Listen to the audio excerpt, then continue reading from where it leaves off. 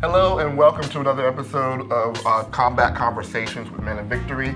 And it's a place where the men get together and we can share about conversations and things that we are going through in our life and also topics that can take us to the next level.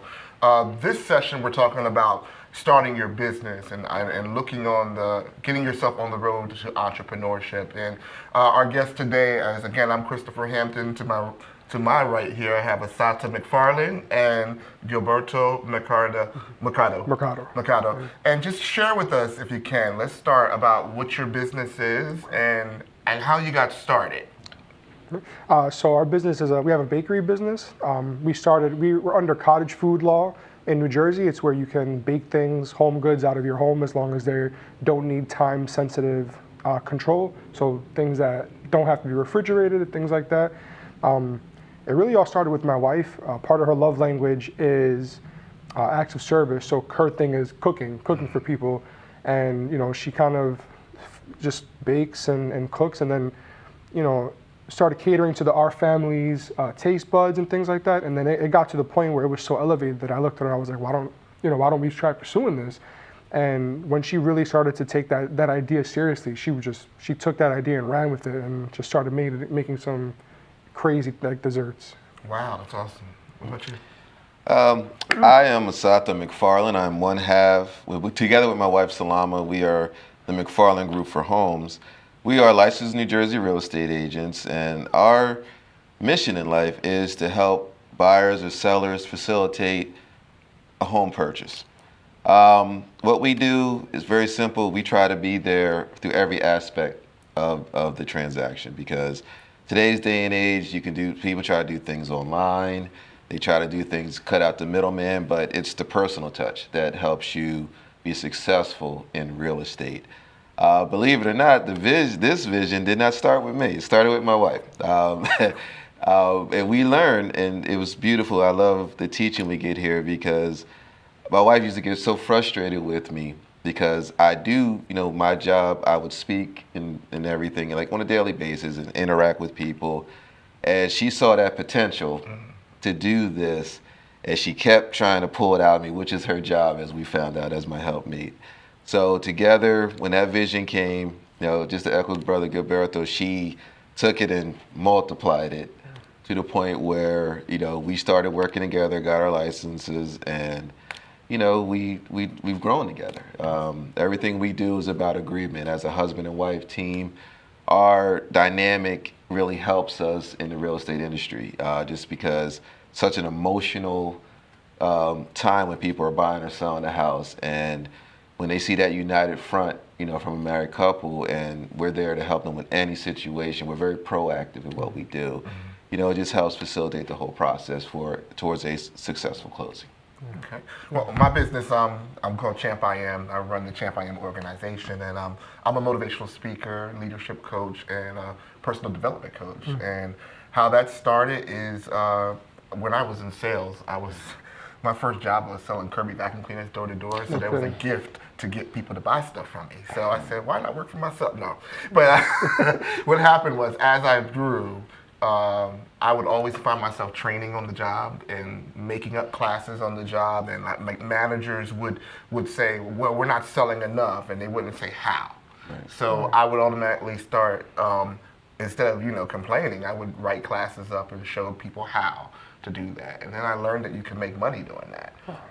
So the gift has evolved, and now I've been doing this for 7 years and just watching the business grow as I evolve. The business is evolving, and the journey has begun.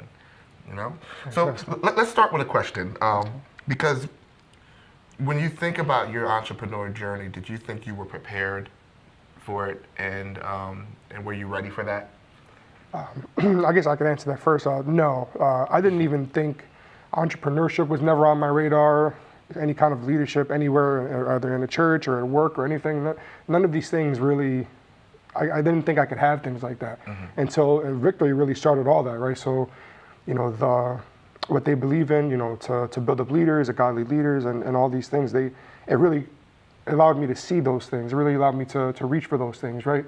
And it wasn't really until, we really started to walk and work towards those things that we started to get them little by little, and once the doors started opening, it really became alive. It really became something we could reach for. How would you help the person that has that question, the question of, am I built for this? It's good. For me, well, for us, one of the biggest obstacles is you have to be prepared to fail when you start a business. A lot of times when you're inspired to start a business, you look at the dollar signs, what you want to make. And business is a consistent teaching moment. So you're going to have failure. And the way you respond to failure, if it's negatively and you shut down, that's the way your business is going to go. So you look to those trials and tribulations because you're supposed to learn from them. And I can't even count all the mistakes we've made, and honestly, the enemy wants to get you, oh, you know what? Shut down. You're not built for this. You can't do this. And what happens, and whether the dynamic, especially being a husband and wife team, my role, I'm supposed to cover and lead her. And there's times my head is in, I'm like, oh goodness, why are you even with me? I done caused this, I done did that. And we're having the same feelings, but you have to biblically go to the solution. And when we started doing that, failure is going to come. Things are going to happen, but God says, I intend for you to prosper. And prospering through learning from your mistakes is one of the biggest things you can hold on to forever, because now I know what not to do. And when we had that mindset that failure isn't going to shut us down, that allows us to brainstorm. We're problem solving. We're networking. We're looking out for mentors. We're reaching out to get that wisdom from other people, which allows us to apply it to our own business, and success comes. You got to applaud the little wins and the big wins.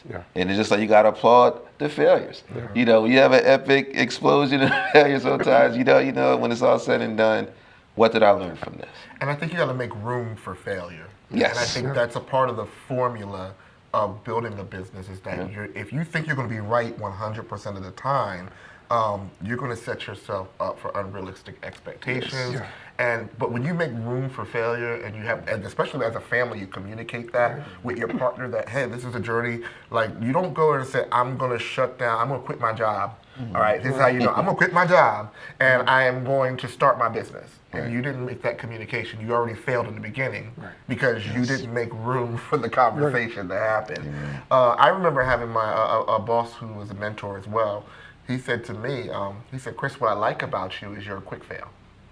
And I was like, wait a minute, what's that supposed to mean? It was like there, but he says, no. He says, you fail.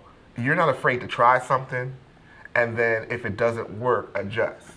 And I think that's a dynamic of an entrepreneur that we have to have in us, is that we have to have that ability to be able to learn from that mistake and not continue to do. Another thing, go ahead. Just jumping off for you guys, something that you don't realize, that when you go from having no business to now you have a business, everything to you is uncharted territory, right? So it may not be for somebody else who's been running business 30, 40 years, but they've been there, they figured it out, they made the mistakes. So you have to be comfortable in these uncomfortable positions and really figuring out your role in this business, right? Especially when you're a husband-wife team. That was big for me when we finally got our license to operate, was really figuring out, well, what is my role in all this? Because I'm not the one that's baking, right? So I had to figure out, what can I do to step in? What can I do to help? And that came from me seeing that, my wife doesn't feel 100% supported right now, right? Because I can understand when she does feel 100% supported. So that took me having an uncomfortable conversation with myself and saying, listen, this is how I'm going to step in and this is how I could help. And it really, things have really started to flow, in general. And I love hearing that. I love hearing the husband and wife power couple dynamic, that even though the gift is in your wife, the covering is still there, and saying that we're in business. It's not Yes. she's in business, because when you say she's in business, if she fails, she fails. But when you say we're in business, even though she's doing the day-to-day work of it, she knows that she has a relief that, one, is a space that you leave open as the father, as the husband, to be able to say that she can get comfort in this area, because we're covering each other in this journey. Another thing I was just thinking about, timing and season. Okay, Yes. timing and season. And what I say about that is, we've been married for, what, 20-something years now? 21, 22 years. It's around there. Just there. I know the date, right? But I've always been called to do what I'm doing, right? And I knew about it, right? But when I was a young husband and a young father, like I said, I knew I could not stop my job and go straight commission. Right. Because when you're doing and you're working for yourself, and I have, what, 2 children and a wife, a whole wife, right? And being able to say I got to provide for my family, I knew at that level how much I was able to bear. Right. And I couldn't just say, I'm quitting my job right now. I still had to provide for my family. And how important is that, to be able to say that you need to understand your time and season? Now, fast forward 20 years later, I'm now at a position where my house is stable. I was able to be what you call a dualpreneur, and I think we should focus on that too, is that sometimes starting your business is not you leaving the job. Remember, and I think when you realize that you're not leaving your job, but your job is providing a level of stability. I have a 401k, right? That's going to allow me to transition and retire. I have benefits. I have certain things. So you don't have to go straight zero and then go through those struggles, and you can take some of that weight off of you. Yeah. What do you Yeah. think? Just to add, even to add on to that, because we've been married for 32 years. So God bless never you in my guys. life I would have thought, I never wanted to I wanted to make money. I never wanted to go into business. So my thing was, you work a job, to fruition, you retire. Yep. That was my mindset. And one of the things when you're in business, there's procedures to everything. Okay, it works for everyone. People that are successful at business follow these procedures. And so one of the things that I had to do was my wife says I'm very good at adapting on the fly, which is I'm good with people. That's what her thing. My strengths to her is I can always talk to people. I'm very relatable, and I don't see myself that way, but she saw that in me. Salama is administratively gifted. She dots the I's and crosses the T's. She checks my emails, because I'm a habitually bad speller. Don't even bother with spell check, that is divinely inspired. But what we had to do, we had to take the time to schedule time for the business, okay, with an SOP. I never even heard of an SOP till I came to Victory. Right? So let's start with abbreviations. For those of you who don't know what an SOP is, what is an SOP? Okay, it's a standard strategic order of Strategic operations. Standard operating Standard operations procedures. Forgive me. Standard operating procedures. Yes, There we and the McFarland Group for Homes has a standard operating procedures now, because, and I jokingly call my wife the warden sometimes, because she's like, we have to do this and do that. I'm like, I'm not, I'm on my timeline, but it makes sense. You have to have order in a business. So when we would start doing those things, when we're writing out the plans, we're following what steps we're going to take. Where am I strong and where she's weak? So she's like, I need you to cover this, but she's still with me. When we do inspections or something like that, she's like, how do you know how to do this? And I'm like, okay, well, I read up on this. So I'm teaching her at the same time. So when in the case I'm not there, my wife can do this. Vice versa, when she's not able to do the paperwork and I got to sit down and do it, or something like that. And Salama has this knack of, I don't know what it is. She just can get people to look at the uncomfortable side of a scenario and say, well, this is what we have to do to flip it. She's very good at that. But sometimes it comes off like it's harsh, but it's necessary. Because there's steps you have to take to sell your home, to buy a home. And when she has that conversation with them, it's like I've seen the response But then I seen the outcome. Because in my mind, I'm like, they ain't gonna like us after this, you know what I mean? But they thank you for it because you have to be truthful in business. You have to be ethical. And when you try to sugarcoat things and cover things up, that's when, in the end, when everything is done, if something goes wrong at the end, that's when people come back to blame you for the situation. And when you dot all the I's and cross the T's, that transaction not only leads to future business for you because people are going to say, listen, you want to buy a house, you want to sell your house, talk to the McFarland Group. Because they're the ones that, they walked us through this A, B, C, and D. So it's very important that you treat your business as a true business. Acknowledge that it is a business. And you operate in that field. God is going to, he's going to walk you through everything. The money's going to come. Don't go in it, thinking, I got to get this and get that. The money's going to come. When you deal, from a genuine viewpoint of caring for your client, then everything is going to work out. You just got to keep that mindset. Don't cut corners. Don't do anything like that where you're trying to, I just want to get this because I need this or need it for that. Your job, you're fiduciary to your client. Right. And that's where your responsibility should be.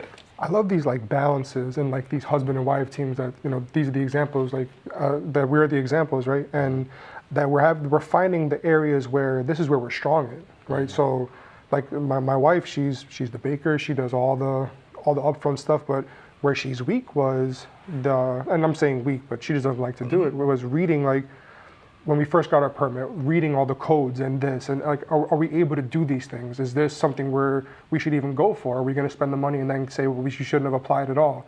So so when you're saying your wife is the warden and she's the administrator, that's the area that I was able to shine, and I was able to. I'm going to be the one that reads the contracts and the different codes. Are we able to go? She's more like, this is what I want to do. Let's just do it. I'm like, slow down. Let's figure this out a little bit. So I love the strengths and the weaknesses, and we cover each other. Do you see God in that though? That God will give you what you need for the business, and that your spouse is not in competition with you, but she complements you, and you make room for that. Because my wife does the same thing for me. When I do a website, if I do something, I'm looking at the colors. I said, babe, look at that. She's like, it don't work. I go to her and I say, right, because I'm in front of cameras now, and I got to learn how to dress right. I'm like, does this match this? Does this look right now? But God has given her to me to compliment me, and He's given her me to be able to show some things as well. I want to share this one last thought. What I did pull out of it is something that I want to say is to the person that is trying to say, what is my business idea? What is the business idea? And one of the things that you brought out was your wife's passion, what she was good at. So don't go after the money. Stop looking at these multi-level marketing things that have no desire, and you have no desire to sell cans of soap to people. I'm just saying, it's like that. Find something that you are that speaks to you. Now, if it's a health thing and you're connected with health, and you're saying this is a health thing because you want to help healthy people, tie the product to something that is something that you're passionate about. And then that's where you begin to find your path of where you are. Because a lot of people out there are chasing money, and that's the reason why they're in 3 different organizations and they all have failed, is because you haven't, and also take the time to grow your business. Business is not an over the night type of thing. This is a journey that we're taking. So it took me 7 years to get to where I'm at right now, where I have the influence that I have. It's not overnight, but it's a journey. So I just want you to keep that in mind too, and encourage you that we're all in some form or fashion in business. You just don't realize you're in business, because the job that you do on a day-to-day basis, you had to negotiate your salary. You had to negotiate your salary in change of goods for services, which is the hours that you put on the clock. What we're talking about is taking another stream of income and being able to say, okay, besides that, I want to have another business that's tied to this, and I control what I make. And I control the good, but you still have that level of control on what you do. So you're in business. How are you using your business to work for you? And if you're asking that last question, I just want to leave this with you. Don't forget the God factor.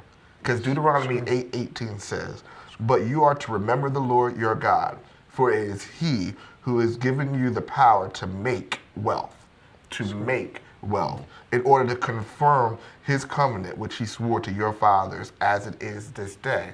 So God is committed to making sure that you have everything that you need to build the proper business that you have. He's committed, and he's already given you the ability, which is on the inside of you, to create the wealth. So stop asking God to give it to you, and ask him to show you what's on the inside of you that he's deposited, that's already on the inside of you, that you don't have to overwork it to make it happen. That's good. That's good. Just can I add one quick, because I love what you just said, because when we started our business, it was what is this going to lead up to? Not about, and for us,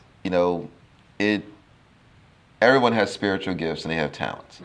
And me and my wife surprisingly have the same spiritual gifts, but the way she used her administrative gift and my administrative gift are different.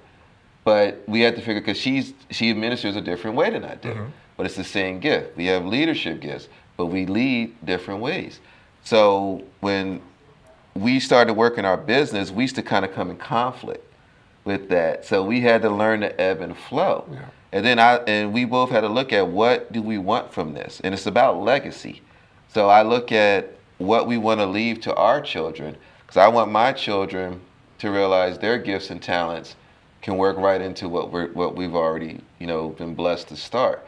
And they may not see it yet. Just like, your spouse will see the potential in you, or you see something in someone. My kids don't see. Like, my daughter is a natural researcher. That's what she does. That's her job now.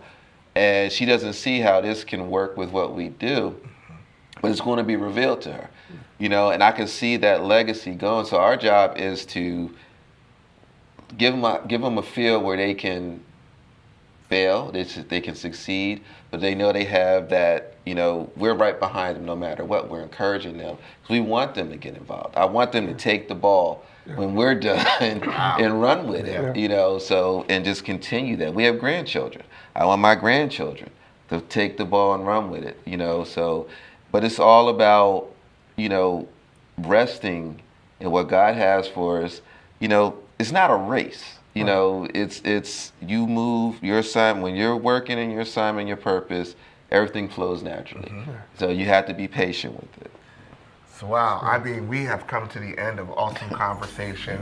Again, this is Combat Conversations with Men of Victory, and we just want to thank you for taking the time. Hopefully we inspired you to start or to think about the business that God may be birthing on the inside of you, or depositing on the inside of you. If it's in you, it has to come out of you, and God is supporting it. So we again thank you for this conversation, and see you on our next episode.